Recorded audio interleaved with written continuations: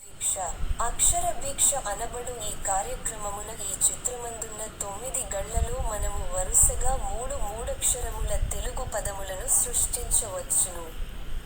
ఆ 3 పదముల మొదటి మరియు మూడవ అక్షరములను మాత్రము ఇచ్చి మధ్యనున్న రెండవ గడిని మాత్రము ఖాళీగా ఉంచుట జరిగినది. ఖాళీగా ఉంచిన మధ్యనున్న ఆ రెండవ గడిలో ఉండవలసిన ఆ అక్షరములేమిటో పట్టికకు ఇరువైపులా ఉన్న తెలుగు మరియు ఇంగ్లీష్ పదముల ఆధారముల సహాయముతో పూరించండి. ఒకవేళ 2 నిముషములలోగా మీరు పూరించలేకపోయిన ఎడల మేము వాటిని పూరించి సమస్యను పరిష్కరించగలము.